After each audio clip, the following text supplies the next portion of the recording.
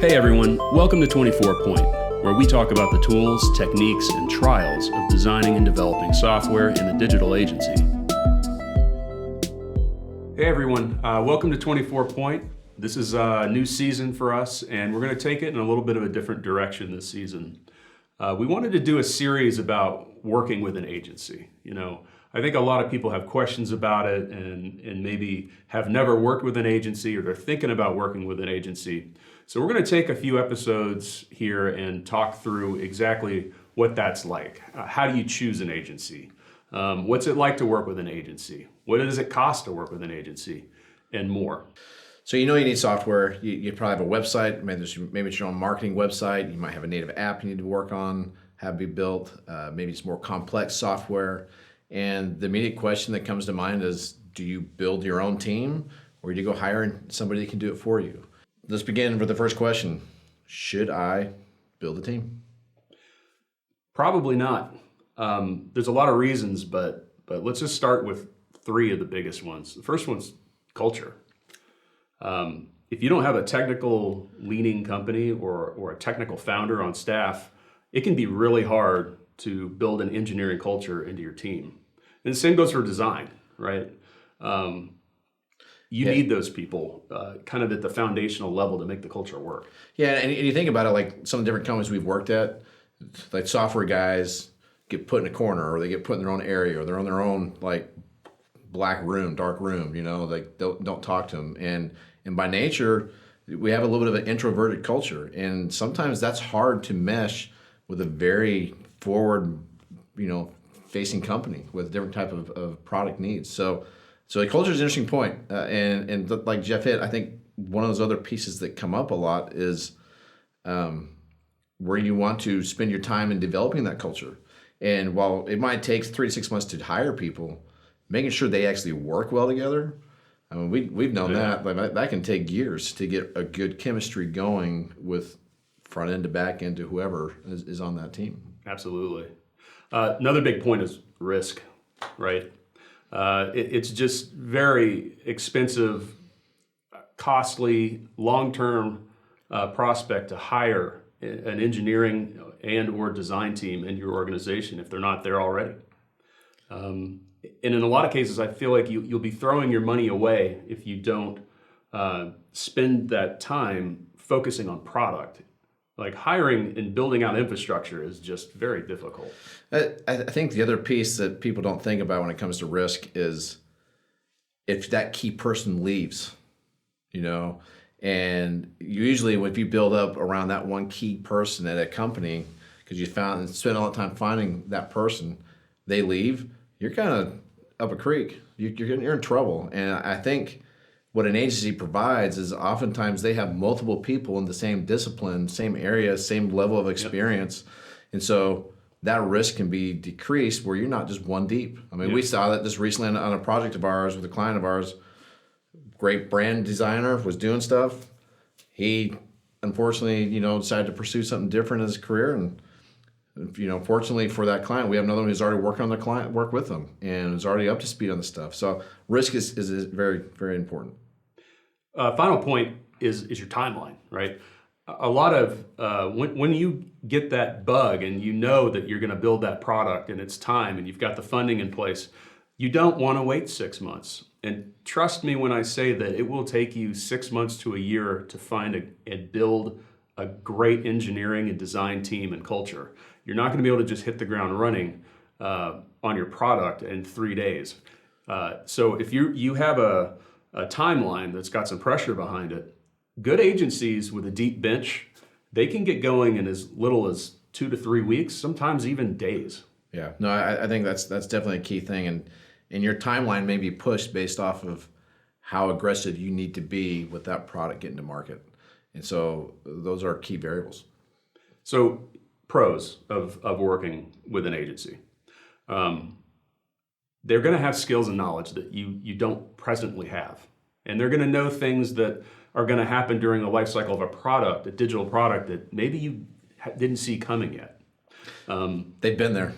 Sure. They've done it. And hopefully, because they've learned from being in the wars before, the battles before, it will save you time and money. The last pro there, I think, is that you can fire them. That's kind of harsh, right? But if you find out that you hired an agency that doesn't mesh with your culture, you can replace them with another agency. And again, when you're trying to mitigate risk and you've got a budget set for a product, it's important that you build it with the right people. And we're going to talk a little bit more about that later too. Now, we know we're an agency, so we're not trying to sit there and say it's all good. And so we want to be fair to both sides of the coin. If we're looking at a couple of things of cons, what might be a few cons, Jeff? So I think one of the big cons is that they don't have a deep investment into your company. They're not one of your employees. They don't share your long-term goals. So it can be a little bit of a rift within a company when you start to work with an agency, where it can feel transactional. It can feel like maybe you're getting taken advantage dollar per hour. And we've seen that in the past. And a good agency will do what they can to mitigate it, but nothing's perfect. The other thing that we know is it's a worldwide opportunity. We've worked with companies who have development teams in Russia to Argentina, Mexico. They're all over the place, and you start to come into some cultural challenges. Time zone. Do they speak your language? And so that might be another con with working with an agency. Another one is they can fire you, just like you can fire them. They can figure out quickly that there are cultural mismatch with your organization as well, and they can leave you, in a place with a half-done product if things don't work out well. So there are definitely reasons to build a team. I don't want anyone to think that it's all roses working with an agency. Yeah. At the end of the day, we're all human beings trying to work together, and you've seen throughout your life, I'm sure, how hard that can be. But I think it does, at the end of the day, mitigate your risk, have you move faster, and you're able to not worry so much about cultural mismatch with new capabilities. Yeah, and one of the things that I try to explain quite a bit, in talking to new types of companies, is where should your focus be? And like Jeff talked about a little bit of the culture of growing a software team and the development of that. I believe your emphasis needs to be on the product. And while you are trying to solve so many challenging problems, from your audience to the usability, the feature sets, and how to roll it out, and where you're going to cut or not cut, to take time and energy away from that, to require more management, more hiring process, more all that type of stuff, I think it allows for a hyper focus and the really quality products to get out there in good speed and find success. I think it's because those owners of those companies are focused on their product. Yeah, absolutely. So let's take a minute and talk about what kind of agencies there are out there. So we keep saying the word agency. We should probably put some definition behind that. You'll hear everything out there, from software team, software houses. You'll hear agency. Native shop, mobile shop. Yep, there's platform dev, there's all kinds of dev, but we're going to go ahead and lock down on the term digital agency. Typically, if you're searching for someone who's going to build your website, build your platform, build your app, somewhere in there, it will be called a digital agency. That's like the industry kind of segmentation that we're talking about. And they can come in different flavors. So let's talk about some of the kinds of agencies there are out there, the focuses of these agencies. First one's dev focused, right? So a development focused agency is not going to supply design at all. Now, they'll design the architecture of what they're building, but they won't do any of the user interface or user experience design work for you. So you'll either need to bring that to the table or find another agency to do it for you. They're great at doing complex software, platform work. They're going to have a deep knowledge of platforms. They're going to have a deep knowledge of technologies that they're using. And they're really going to be great for customers if you do happen to have some engineering component to your company and you just need an extra set of hands. A lot of development agencies can lend an engineer for 6 months, right? Yeah. So there's some real strengths there. On the negative side, a development agency is going to not be able to do any design for you. So if you don't have experience doing product design within your organization, you're going to have to find a design agency to work with as well on designing your product and then bringing it to the development agency. I don't know if you have any thoughts on. No, I think it's just one of those challenges again of where you're going to spend your time, and staff aug in some ways, like you're talking about of adding engineer. Those are great pros to it, and then cons. You now have to still bring multiple parts to the table, which just requires translation time and more project management. Let's go to the other side of the coin. Let's talk about design focused agencies.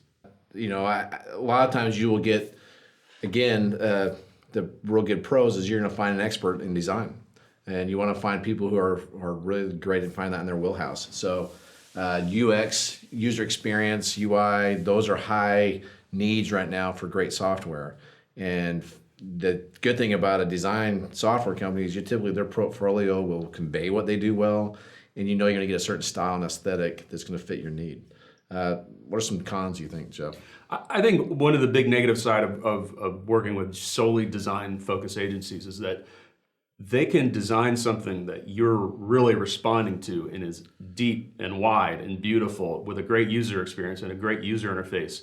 You'll come to find out when you bring it to your development agency or your in-house development that you've designed something that is going to be super expensive and time-consuming to actually build, if not impossible to build under your budget.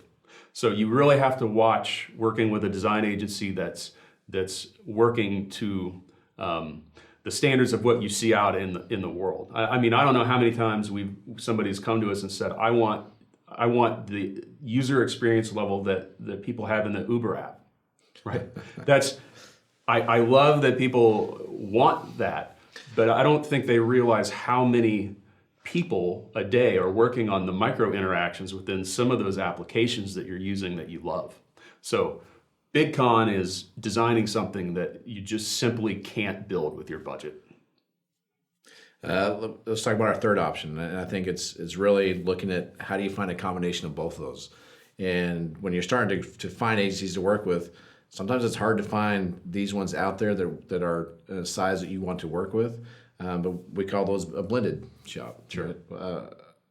Some of those benefits you see from a blended agency are, again, you're looking at some of those benefits of a design focus, quality user experience, quality design, but the handoff to development is efficient.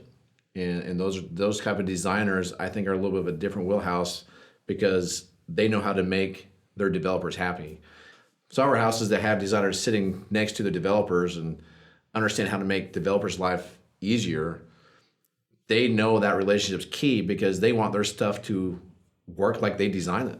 And so they're taking the time to understand limitations in those complexities. So I think that's a real big pro of those two working side by side. Well, yeah, the other side is that the developers can push back on a design and say, hey, it would work better with what we're building if we could use this type of interaction. Those kinds of things within a team of people that work together every day happening feel natural and non-confrontational. Those two things happening with two different agencies out there in the world that are maybe competing for your dollar, they can be like knocking heads together. Yeah. Yeah, you definitely, the nuances of the behind the scenes communication, people still forget we're humans making software, and people need to communicate with each other and talk to each other. And that begins with designers being able to communicate well with the software engineers who are writing the code. Yeah. So before we move on, I mean, there's also less friction, right? I use the term friction a lot when you're building software because it slows everything down and makes everything harder to do. When you don't have to manage two separate teams, whether the teams are internal to your company and external, or two different agencies that you're coordinating with to build one software product, the less people, platforms, bug trackers, project managers, the less there is, the easier it will be and the quicker it will be to make, right? That will, by its own nature, make the development of your product faster. I don't know if you want to cover some of the negatives here, but. Well, I think part of it is again, sometimes blended shops cost more. and having those agencies that are a little bit bigger, have been around a little bit more. Sometimes they just cost more. There are not as many really great ones out there, and having that proven record pieces, just having that proven ability might be a little bit hard to find that agency that's for a specific need. I think the other piece starts to come back to, again, your specific need in the product. Yeah. Right? What product cycle are you in? Yeah. If you are really trying to scale up your platform, there may not be as much of an emphasis on user experience, and that specific engineering talent may not exist in some of the blended environments. Everyone has certain specialties, and if you need a specialty job done, it might not be better to use a blended option. Sure. Okay, so let's talk about a few of the cons when it comes to working with a blended agency. Sure. So one of the biggest cons is simply there's not as many of them around, and because of that, they can have longer timelines to work with or to get in the door with, and the cost dollar per hour could be higher, right, than just a design firm or just a development firm. Another potential con is just the quality of work. You really have to check in on their portfolio and get the deeper work that you're not seeing on the face of the website, because when you're working with a blended agency, they are blending multiple disciplines together. That is a harder company to manage, and you really want to make sure that they're able to build what you're asking them to build. I think a lot of this, to me, comes down again to where you are in your product cycle, and as a company. And there might be certain times where you need that specific engineering capability. If you're scaling your platform, if you're building a certain component that's more functional, or really you see that unique design that someone's proven before, you need that design shop. So the other area that comes into play that sometimes you don't think about is sometimes in a blended environment, there's the ability to fill in holes.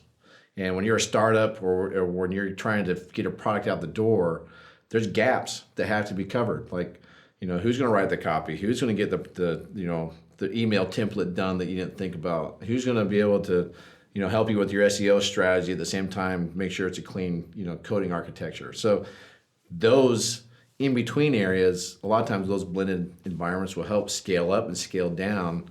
Want to tweak your brand? They're there. If you don't, you're able to execute. So I think it comes back to where you are, and again, in that product cycle, and that will help you figure out what type of agency really fits well.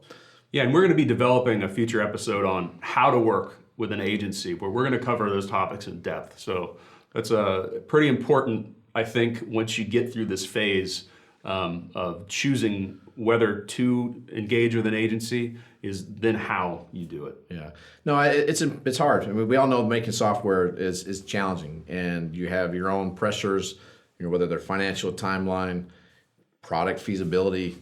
So to wrap up today's discussion, we want to leave you with 4 things that help you identify an agency that fits for where you are in your need.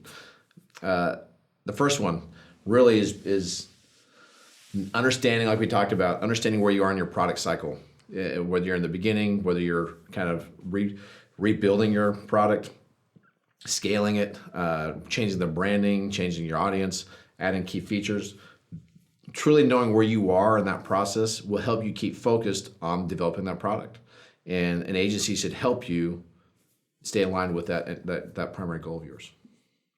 Your second point in finding an agency that you can want to work with comes down to trust. And are those people ones you can rely on?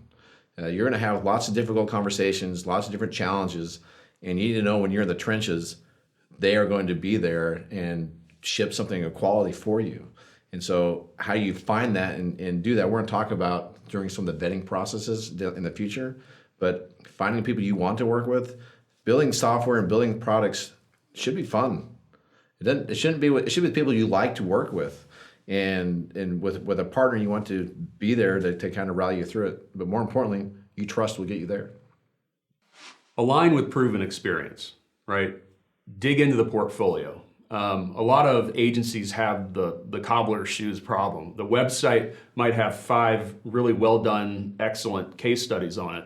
There's 100 that you haven't seen yet. You really need to get in there and ask for those case studies and those white papers and those portfolio items that aren't at the front of the website. A lot of times you find that the biggest, showiest names on the list will be on the website, but they've helped, dozens of companies that are more like your company, that are solving problems that you need to solve. So you should definitely make sure that you get deeper into the portfolio than just what you see at the surface. Final point is that you really do want to focus on reducing friction. And friction can come in many forms, right? Number of companies involved, number of people involved. Is your company used to working with product managers in other companies or product managers in your own company? You need to make sure that when you're looking at building the software that you want to build, you're looking at it with an eye towards involving as few key stakeholders as possible to build that vision. So those are the 4 key points we think that are important, helping you identify an agency that you'd want to work with or need to work with. We know there's some ongoing questions that you have. We honestly want to hear from you. We want to be able to make sure that we're answering the types of questions that will help you in this prospect, in this area of your job. So if you have any questions about working with an agency, we're happy to answer. Just comment below. We'll try to get to all of them that we can, and it'll even help us inform future episodes. So if you want to hear more about agencies, how to work with them, what it costs to work with an agency, and other future episode topics, don't forget to subscribe. We want to make sure that we can answer as many questions as we can and make this valuable for everybody watching. This has been 24 Point, a Mobelux podcast. If there's a topic you'd like to hear us cover in a future episode, leave a comment below. And if you'd like to hear about future episodes, subscribe to our YouTube channel or sign up for our newsletter at mobelux.com. Thanks for watching.